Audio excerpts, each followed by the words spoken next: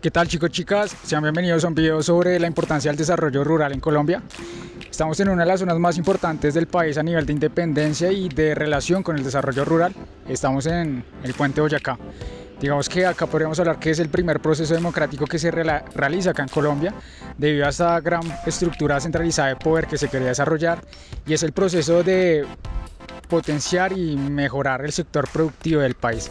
Entonces es importante recalcar el hecho de la historia y el enfoque revolucionario que han tenido los países latinoamericanos, enfocados pues en centralizar su poder y en tener más en cuenta cierto tipo de comunidades que en este momento son minorías, en este momento son personas que son poco escuchadas, pero al fin y al cabo hacen parte de gran importancia para el desarrollo de un país. Entonces pues es importante recalcar que la zona de Boyacá pues tiene un sector productivo muy importante, que es el sector productivo de la papa, y adicionalmente pues abarca gran importancia el desarrollo rural, donde pues nosotros somos muy ajenos a la verdadera historia de lo que pasó acá en Colombia. Estamos en un punto donde pues se habla desde un proceso independentista, donde todo el mundo conoce pero es ajeno a él, pero también queremos abarcar un poquito más a fondo el proceso de historia que ha tenido Colombia desde la función del proceso antes de la colonización. Entonces es importante entender esa estructura comunitaria o tributaria que tenían nuestras comunidades antes de la colonización.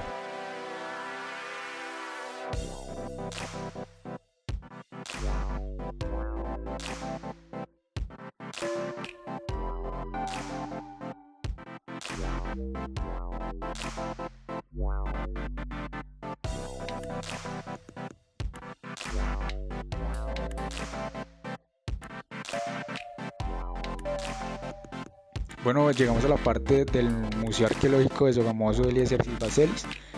Es uno de los sitios de valor científico, turístico y cultural más importantes incluso de Colombia y pues obviamente la parte de Boyacá, Sogamoso. Para dar un poquito del contexto de por qué se está grabando este es debido a que pues obviamente cuando uno entra al museo, dentro del museo se divide en dos partes. Una es donde están toda la parte de la explicación de su cultura, del estilo de vida de los muiscas, y la otra es la parte donde están el Templo del Sol y las chozas. Entonces dentro del museo no dejan tomar ni fotos ni videos, y en la parte de afuera solo dejan tomar fotos y videos, pero no dejan en sí grabar a alguien hablando.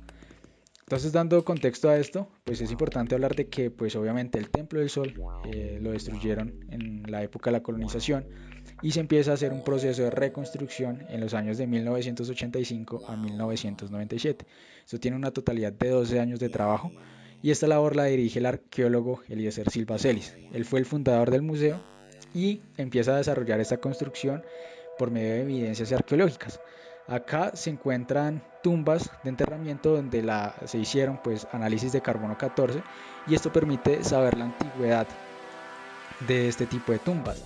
La fecha más antigua que ofrece el sitio es de 190 después de Cristo. Entonces digamos que esto da a entender que pues el lugar, en este lugar se empiezan a desarrollar actividades de rituales y enterramientos desde hace 1800 años.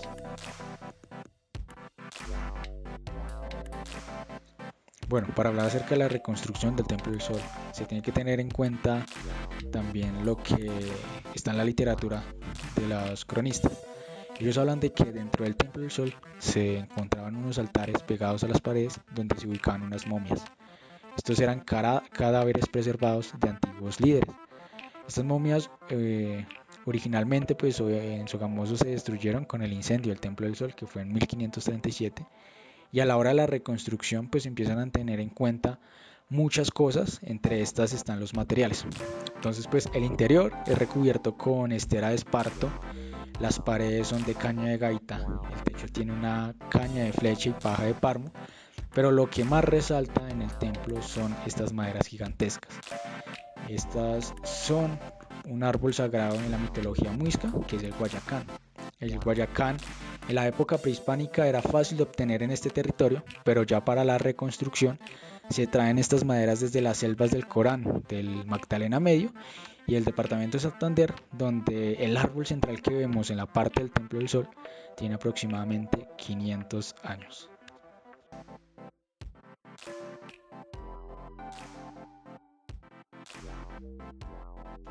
Bueno, ahorita vamos a hablar acerca de la parte simbólica del templo.